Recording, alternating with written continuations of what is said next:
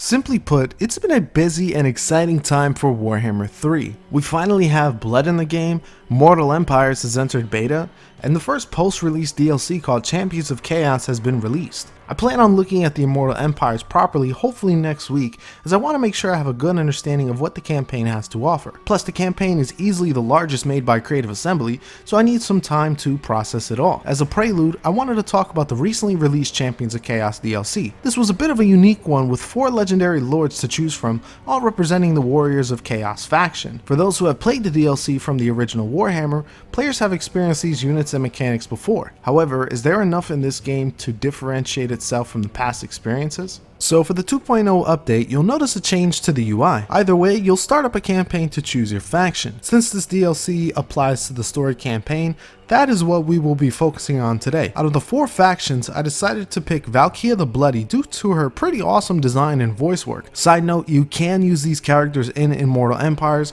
but the review of that campaign is for another time. If you've played as the Warriors of Chaos before, the battles will largely be the same along with some unique units. I really wanted to see the abilities Valkia had given what I saw earlier in the trailer. I figured she wouldn't have any spells, but her melee potential looked promising. She can fly across the map pretty quickly as expected, but unfortunately she is easily one of the most disappointing legendary lords I have ever played as. She doesn't start with any abilities and doesn't really gain much either. All she gains from leveling up are some passive abilities as well as a very small handful of unique active abilities. I was hoping for something more unique here, like a shield toss or a charged strike from above. She's still very effective, don't get me wrong, but I wished for a bit more flash. Similar to previous legendary lords, she does have a unique quest battle to participate in to get some unique equipment.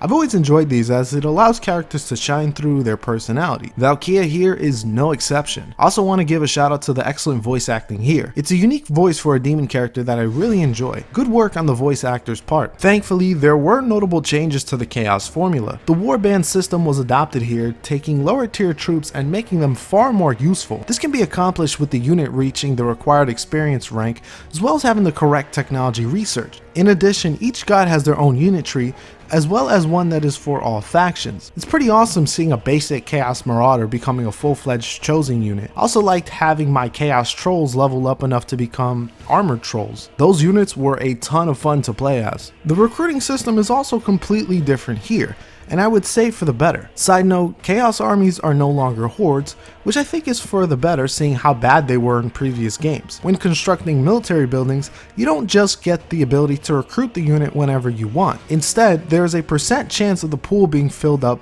by a unit per turn. You can also go to other territories not owned by you and recruit units there. It's honestly a good system and it keeps up the momentum as well as the ability to find some high tier units early on. The hero and lord units can also get a nice boon power as well. Once they reach a certain level, they can become an exalted one by a chosen god. This will reset the skill tree and cut the unit's level by half. One in particular allowed a lord to become a freaking demon prince, but you'll need to be at least level 30. I played a ton of battles with one lord and was only able to get up to level 26. By that time, he was already super powerful with a freaking dragon, so I honestly lost the motivation to get that. I did end up maxing out Valkia though, despite her lackluster tree. Unfortunately, the rest of the campaign is just a slog to get through. You'll need to collect 50 freaking thousand souls, as well as open up 8 rifts to be able to access the final battle. Before you can open up the rifts, you'll need rift tokens. Rifts tokens are gained from collecting a certain amount of chaos souls or defeating the other chaos champions. Souls are basically gained from killing, so time to get to it. It's honestly just very tedious as you basically have to fight for an incredibly long time. Thankfully, souls are used much more than just filling up a meter. Souls can be used to exalt lords and heroes as well as equipping gifts of chaos. These range from various passive buffs to units to recruit. For example,